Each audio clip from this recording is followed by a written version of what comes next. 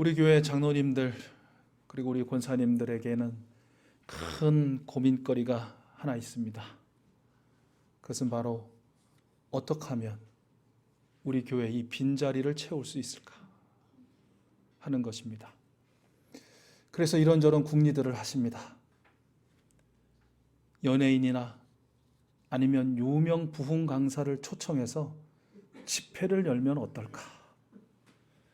또 거리로 다 쏟아져 나가서 아주 매력적인 전도지 그리고 사람들에게 꼭 필요한 생활 물품을 대량으로 나누어 주면 어떨까? 또 한 사람이 한 사람 이상을 이 교회로 데리고 오는 총동원 운동 같은 그런 운동을 지속적으로 하면 어떨까 하는 등등일 것입니다. 주로 지난 80년대, 90년대 또는 2000년대 초반까지 우리 한국교회가 그야말로 성장을 이루는 시기에 행해졌던 프로그램들입니다. 기억나십니까? 우리 장로님 권사님들이 30대, 40대 아주 펄펄하신 나이에 뜨거운 믿음을 가지고 열심으로 참여하셨고 또 행하셨던 그런 행사들이죠. 저 또한 10대나 20대 때 직접 목도하고 또 경험한 그런 일들이기도 합니다. 물론 위와 같은 행사들, 프로그램들을 통해서 교회에 출석하게 된 그런 계기가 되고 또 그것이 동기가 돼서 또 교회에 정착하시고 나름대로 잘 그 믿음을 키워가신 분들이 계십니다. 분명히 그건 부인할 수 없는 주제의 사실입니다. 어쩌면 지금 예배하고 있는 우리들 중에 또 우리 온라인으로 참여하고 있는 분 중에 그런 분이 계실지도 모르겠습니다. 그런데 이런 행사나 프로그램들의 아주 부정적인 요인, 부정적인 영향도 분명히 있었다. 있는 것을 넘어서 컸었다라는 것을 또 우리가 인정할 수밖에 없을 것 같습니다. 일부이겠지만 눈물겨운 수많은 간증자들의 그 간증이라는 것이 그들의 민낯이 후에 드러나면서 결국은 그들이 복음을 전한 것이 아니라 말씀을 전한 것이 아니라 하나님을 팔아 사익을 편취하는 그런 아주 불법을 행했구나라는 것이 나중에 밝혀지기도 하고요. 또 유명 강사들의 설교를 들으면서 우리가 할렐루야를 외쳤지만 결국은 우리가 한 행위는 아주 과장해서 이야기하는 저들의 이야기에 그들의 심파에 눈물을 흘렸고 그리고 저들이 외치는 그 불굴의 성공 신화에 열광한 것에 불과했구나라는 그러한 반성을 또 하게 되더라라는 것이죠. 이제는 교회에서 나눠주는 그 어떤 물품보다 가치 있고 규모 있고 값비싼 물품들을 자유롭게 구입할 수 있는 시대가 되어버렸습니다. 대형 교회에서 절기나 행사 때마다 나누어주는 떡, 빵, 기념품들은 바로 즉시 그 교회의 쓰레기통에서 발견되는 것이 이제는 비일비재한 그런 시대가 되어버린 것이죠. 총동원 주일, 총동원 운동은 어떻습니까? 한 주는 네가 우리 교회 와주고 한 주는 내가 너희 교회 가주고 하는 품앗이가 되어버린 지가 사실은 오래되었고요. 또 규모가 있는 교회에서는 소위 일당을 주고 사람을 사서 교회에 출석시키는 그런 일, 또 차량을 동원해서 또 사람들을 또 교회로 인도했던 그런 일도 있던 것이 사실이고요. 이것이 또 저희들의 반성거리이기도 하다라는 것이죠. 2000년대 들어서는 교회에서 개개인의 한 사람 한 사람의 그 필요를 채워주는, 그러니까 맞춤형 전도라고 해야 되나요? 그런 또 일들을 통해서 성장하는 그런 교회들이 있습니다. 지금도. 제가 아는 경기도의 한 유명한 큰 교회에서는 수십 년 전부터 대학생들에게 장학금을 주기 시작했습니다. 제가 알기로는 처음에 수십 명부터 시작했는데 갈수록 그 규모가 커져가지고 지금은 수백 명대의 대학생들에게 장학금을 주는, 잘 아시는 것처럼 20대에게 가장 중요한 건 무엇입니까? 학업이거든요. 학업. 열심히 공부할 수 있는 그런 환경이 필요하죠.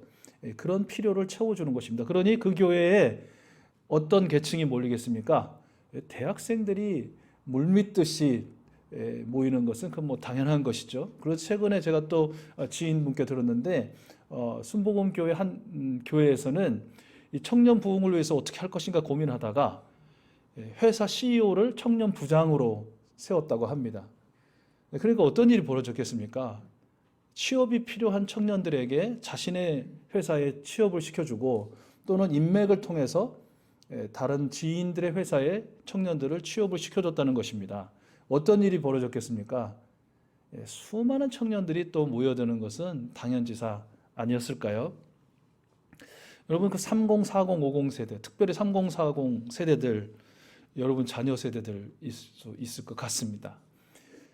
이들의 직장 생활의 스트레스라는 것은 정말 어마어마한 것 같습니다. 아유, 나도 직장 생활 다 했고, 나도 너희들 못지않은 그런 척박한 환경에서 내 그거 참고 인내하고 버텨내고 견뎌내고 그 너네들 아냐? 라고 하실 수 있겠지만, 그러나 정말 어떻게 보면 차원이 다른 그런 스트레스들이 우리 자녀 세대들에게 있는 것 같습니다. 30, 40 세대들. 어디 그 직장 생활에 스트레스만이 있습니까? 육아하는 거, 자녀 교육하는 거, 얼마나 스트레스가 또 강한지 모르겠습니다. 이들의 이 직장 생활의 스트레스 또 이 육아와 자녀 교육의 스트레스가 정상적으로 신앙생활을 하는 것에 큰 방해 요인이다라는 것이 뭐 여론조사를 그렇게 안 해도 우리 자녀들에게서 들을 수 있는 그런 이야기가 될 것 같습니다. 그래서 이들에게 신앙생활에서 가장 필요한 게 뭐냐? 뭘 것 같으세요? 바로 마음의 평화라는 것입니다. 여러분들에게 있어서 신앙생활에 가장 중요한 것은 무엇이죠? 우리 장로님들, 권사님들. 구원이죠. 예수 믿고 구원 얻고 그 구원을 사람들에게 나누는 것이 우리에게는 가장 중요한데 30, 40 세대들에게 물어보니 그들에게 신앙생활을 통해서 얻고자 하는 것은 무엇이냐? 마음의 평화라는 것이에요. 제가 30대 어떤 그 다른 교회 출석하시는 성도들 만나가지고 종종 교회를 이렇게 출석하지 않을 때가 있더라는 거예요. 그래서 왜 그러냐 그랬더니 부담스럽대요. 교회를 가면 오랜만이다, 반갑다, 그동안 잘 지냈느냐라는 이런 인사조차도 부담스럽다는 거예요. 그래서 제가 속으로 생각했죠. 에이 설마 교회 안 나가려고 네가 핑계대는 거지 그걸 핑계라고 되냐? 라는 것이 제 속마음이었는데요. 아이고 제가 깜짝 놀랐어요. 얼마 전에 역시 기독교 통계를 보니까 30, 40 세대들이 교회에 출석하고 싶지 않는 마음이 들 때 또는 출석하고 있지 않은 이유 중에 그가 하나 들어있어요. 마음이 부담스러워서. 참 이해가 안 되고 기가 막힌 이유긴 하지만 어떻게 해요? 그들의 많은 다수가 그런 이유가 있다라는 것이. 그러니 어떻겠어요? 그들에게 어떤 교회가 필요하겠어요? 안타깝지만 우리처럼 작은 공동체가 아니라 자신의 익명성이 보장되는 큰 교회들, 자신이 가도 모르고 와도 모르고 있어도 모르고 없어도 모르는 그런 교회가 필요하다는 것이에요. 그러니 대형 교회로 또 30, 40 세대들이 뭐 다른 여러 가지 이유도 있겠지만 어쨌든 마음이 부담스럽고 그저 평안한 한 시간 보내고 싶은 세대들이 또 몰려드는 것은 뭐 자연스러운 일처럼 그렇게 느껴집니다. 이와 같이 어떤 행사나 프로그램이라든지 아니면 개개인의 그 필요를 충족시켜주는 것, 채워주는 것이 전도일 수 있습니다. 그러나 전도의 한 방편, 전도의 한 도구에 불과한 것이지 어떻게 보면 전도의 전부 또는 전도자의 직무를 완수하는 것이라고 보기는 좀 어려울 것 같습니다. 예수님 시대를 여러분 보셔도 우리 예수님을 믿는다, 따른다 라고 했던 사람들의 동기가 무엇이었습니까? 계기가 무엇이었습니까? 배고플 때 배불려 주시고 아픈 병 치유해 주시고 관계가 어려울 때 그 관계를 회복시켜 주시고 인생의 물음표를 인생의 느낌표로 해결해 주셨을 때 아니었습니까? 그들이 육체적으로나 정신적으로나 영적으로나 무언가 문제를 갖고 있을 때 그 문제를 해결해 주셔서 저들의 필요를 채워 주셨을 때였던 것과 마찬가지다라는 것이죠. 그러니까 어떻게 보면 그러므로 우리가 이제 작은 공동체이긴 하지만 이런저런 것들을 통해서 또 우리 한 개인이나 목장이나 교회 공동체가 VIP들의 필요를 채워주는 일 그거 해야 합니다. 할 수 있어야만 하는 것이죠. 그런데 그 중요함에도 불구하고 이 문제는 꼭 우리가 생각하고 넘어가야 된다라는 것이죠. 무엇입니까? 앞에서도 말씀드린 것처럼 전도자의 필요를 채워주는 것이 전도의 전부 또는 전도자의 임무를 완수하는 것은 아니다라는 것이에요. 왜 그러냐면 사람의 필요를 채워주는 것 있잖아요. 충족시켜주고 만족시켜주는 거. 이것을 통해서 근래에 급격하게 성장하고 그야말로 부흥한 교회들이 있습니다. 어떤 교회들일까요? 안타깝지만 신천지를 포함한 이단 교회들입니다.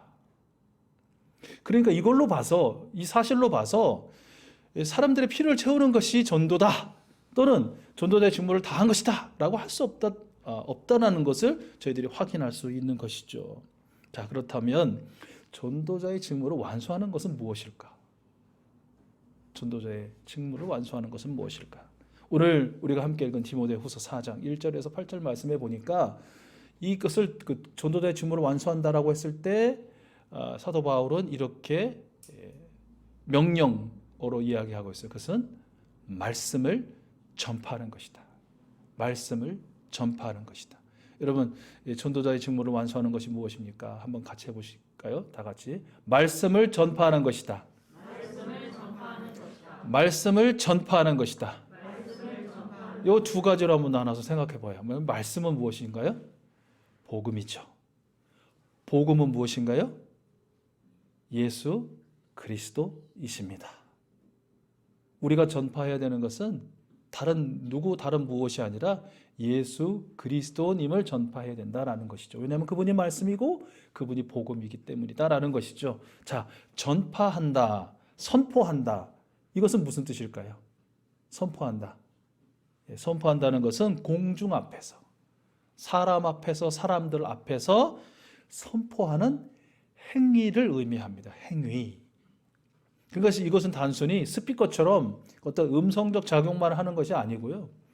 그것이 무엇인지를 증거하고 증언하는 행위도 포함한다라는 것이에요. 그러니까 복음을 선포한다, 말씀을 선포한다는 것은 예수 그리스도를 말로 선포하고 삶으로 증언하는 것이다. 이렇게 정의할 수 있을 것 같습니다. 먼저는 하나님이 온 세상의 창조주이심을 선포하는 것. 또 예수 그리스도가 우리를 죄와 사망으로부터 구원하여 주시고 영생을 수여해 주신 구세주라는 것을, 또 부활하시고 승천하신 예수 그리스도께서 이제 곧 심판주로 다시 오실 것이라는 것, 그리고 다시 오신 예수 그리스도가 주님을 사모했던 사람들에게 의의 면류관, 영광의 면류관을 씌워주실 것이다 라는 것을 말로 선포하는 것이죠. 그런데 여러분 잘 아시는 것처럼 이 네 가지, 하나님이 창조주이시고 예수 그리스도께서 구세주이시고 예수 그리스도께서 다시 오실 것이고 다시 오셨을 때 심판하시고 의의 면류관, 영광의 면류관을 씌워주실 것이다 라는 것을 세상 사람들이 알아들어요? 못 알아들어요? 못 알아듣습니다. 저들에게는 이게 외국어를 넘어서 외계어입니다. 외계어. 그렇죠? 그래서 무엇이 필요해요? 번역해주고 통역해주는 것이 필요합니다. 그래서 우리가 어떻게 번역하고 어떻게 통역해주죠? 하나님이 세상의 창조주이시다라는 것은 어떻게 통번역해야 합니까? 그렇기 때문에 하나님이 창조하신 이 세계를, 세상을, 인생을, 생명을 아끼고 보존하고 소중히 여기며 존중하고 사랑하는 삶을 통해서 통번역이 되는 것이죠. 예수 그리스도께서 나를 죄로부터 구원하여 주시고 영원한 생명을 수여해 주셨다는 것은 어떻게 해야 통번역이 될까요? 많은 경우가 있겠지만 죄를 떠나 살려는 몸부림치는, 예수님이 죄에서 나를 구원해 주셨다고 말하는 사람이 여전히 똑같이 죄에 아주 그냥 이렇게 파묻혀가지고 살면 어떻게 합니까? 적어도 보통 사람들이 죄야 라고 하는 거 미워하고 그것으로부터 멀어져 떨어져 살려고 하는 몸부림이라도 치는 모습을 통해서 저희가 그 입술로 말하는 저의 구주 예수 그리스도라는 분이 죄와 사망으로부터 구원해 주셨음을 믿고 살려는 사람이구나. 그래서 우리랑 똑같이 아니하고 뭔가 구별돼 죄를 떠나 살려고 몸부림치는구나, 애쓰는구나, 이렇게 하게 되지 않을까요? 예수 그리스도께서 다시 오신다, 재림하신다, 심판주로 오신다는 것을 어떻게 통번역해야 될까요? 심판주가 이제 곧 오는 사람이 그 심판주 앞에 서게 될 나를 두려워하지 않겠어요? 그래서 어떻게 해요? 마태복음 10장 28절에 있는 말씀처럼 몸은 죽여도 영혼은 어찌할 수 없는 사람, 권세, 권력, 사탄, 이런 것들은 절대로 두려워하지 아니하고 몸과 영혼을 능히 죽일 수 있는 살아계시고 역사하시는 하나님을 두려워하는 삶으로, 그를 경외하는 삶으로 통번역이 되지 않겠습니까? 오셔서 우리 주님을 사모했고 사랑했고 또 믿었던 사람들에게 의의 면류관을 주신다는, 영광의 면류관을 주신다는 이 선포는 어떻게 또 통번역할 수 있을까요? 아예 하나님이 주시는 영광의 면류관을 받았었는데 세상 부러울 게 어디 있으며, 세상 갖고 싶을 게 무엇이며, 소유하고 그 관뚜껑 덮고 들어갈 때까지 꼭 지어야 될 것이 무엇이냐라는 것이죠. 그러니 돈과 명예, 그렇게 갈망하며 목말라하며 뒤쫓지 않고요, 권세와 권력 탐하지 않는 그야말로 깨끗하고 단순하고 청결한 삶으로 통번역이 될 것이다 라는 것이죠. 그렇습니다. 전도자의 직무를 완수한다는 것, 그것은 바로 예수 그리스도를 우리의 입술로 선포하고 우리의 삶으로 통번역하여 세상 사람들에게 보여주고 들려주고 경험하게 하는 것, 바로 그것이다 라는 것이죠. 여러분, 사도 바울의 시대로부터 오늘날까지 변한 것은 없습니다. 무엇이 안 변했냐면 더하면 더했지 복음 선포의 환경이 좋아진 적은 없습니다. 지금도 그렇지 않습니까?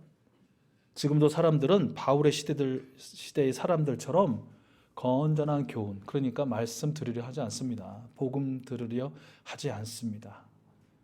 하나님에 대한, 우리 예수님에 대한 말씀 들으려 하지 않습니다. 자신들의 귀를 즐겁게 하는 말들만 듣습니다. 그런 시대가 되어버렸거든요. 이제는 들어야 될 말을 듣는 시대가 아니고 듣기 원하는 말을 듣는 시대가 되어버렸습니다. 이것은 어쩌면 오늘날 교회 안에서도 아주 유사한 그런 모습입니다. 하나님께서 들려주시는 말씀 내가 듣습니다가 아니라 하나님께서는 내가 듣고 싶은 이 말씀 들려주셔야 합니다 라는 것이 아주 일반화되어버린 그런 모습인 것 같기도 합니다. 자기네 욕심에 딱 맞는 사람을 스승이라고 부르기를 마다하지 않습니다. 진리를 듣지 않고 꾸며낸 이야기, 헛된 신화에 귀를 기울이는 그런 시대라는 것이죠. 그러나 그런 시대를 사는 우리에게 우리 하나님께서는 이렇게 명령하십니다. 그러나 그대는 모든 일에 정신을 차려서, 정신 바짝 차리라고 말씀하셔요. 흐물흐물 이 시대의 조류에 따라서 그런 거지 뭐, 그럴 수밖에 없는 거지 뭐, 그렇게 사는 거지, 하지 말래요. 정신 차리시라. 지금도 혹시 정신이 좀 왔다 갔다 하시는 분 계신지 모르겠는데 우리 하나님 말씀하세요. 정신 차려라. 그리고 고난을 참으라고 말씀하세요. 왜 고난이 올까요? 복음을 선포하니까. 복음 선포 안 하면 고난 이유가 없어요. 특히 믿음 생활에 있어서. 복음을 선포하며 받는 이 고난을 참으며 전도자의 일을 하며 그 직무를 완수하여라 라고 명령하십니다. 그러면서 약속하시죠. 선한 싸움을 다 싸우고 달려갈 길을 다 마치고 믿음을 지켜낸 너희들에게 내가 의의 면류관을 씌워 주리라. 지난 1월 둘째 주일 설교 시간에 여러분에게 들려드렸던 존 스토트 목사님의 말씀을 다시 한번 들려드리겠습니다. 하나님께서 친히 디자인하신 최고의 시청각 자료, 복음 선포를 위한 시청각 자료가 두 가지 있다. 첫째는 회중 앞에 서 있는 목회자요, 둘째는 세상에서 살아가는 성도들이다. 아무리 미디어 매체 흐름이 거세더라도, 세상의 복음에 방해하는 요소들이 강해지더라도 이 두 가지가 복음을 선포하는 핵심 요소라는 점은 변하지 않는다 하는 것입니다. 여러분, 하나님께서 명령하신, 여러분 한 분 한 분과 우리 목장에, 우리 교회에 명령하신 전도자의 직무를 완수하라라는 이 명령을 우리가 지키기 위해서, 실천하기 위해서 이 한 주간 우리는 무엇을 해야 할까요? 어떻게 살아야 하겠습니까? 오늘은 이 질문을 여러분에게 드리는 것으로 말씀을 마무리하고자 합니다. 이 한 주간이 전도자의 직무를 완수한다는 것이 이런 것이구나 라는 것을 말씀을 통해 들으셨으니까 여러분이 한번 나름대로 개인적으로 기도하시고 또 묵상하시고 하나님과 대화하심을 통해서, 그러면 하나님, 제가 무엇을 할까요? 하나님, 제가 어떻게 살까요? 여쭤보실 때 우리 하나님께서 분명히 여러분에게 그 따뜻하시고 또 그러나 엄위하신 그 말씀 들려주실 줄로 믿습니다. 아주 작은 걸음이지만 그렇게 말씀하시는 분도 계시더라고요. 목사님, 나 그렇게 살고 싶고 그렇게 살려고 애쓰고 있어요. 그런데 나 하나 그렇게 산다고 세상이 변할까요? 복음이 전해질까요? 하나님의 나라가 이루어져 갈까요? 이 사실을 하나님은 아시기는 아실까요? 이게 너무 겸손을 넘어가지고 어떻게 보면 저 비하하시는 말씀도 하고 계시죠. 여러분, 이럴 때 우리가 믿고 인지해야 되는 말씀이 바로 이것입니다. 무엇이 천하보다 귀하다? 무엇이 여러분 천하보다 귀해요? 한 생명이에요. 요 말씀에 대입해 보면 너무 80억 인구라고 하는데 80억 분의 1 되는 불과한 나, 기독교인으로 좀 줄여가지고 만약에 전 세계 한 20억의 기독교인이 있다면 20억 분의 1에 불과하지만, 그러나 정말 나비 효과라는 말도 있듯이 우리의 작은 나비의 날개짓에 불과한 전도자로서의 직무를 오늘 하루 감당해 가는 것이 이 온 세상을 넘어서 하나님 나라에 이르기까지, 저 천국에 이르기까지 반드시 아름다운 향기로 또 전달되어질 줄로 믿습니다. 힘을 내시고 용기를 내시고 우리 하나님 의지함으로 전도자의 직무를 완수하는 저와 여러분들, 우리 익수 가족들 또 예배자들 될 수 있기를 축복합니다.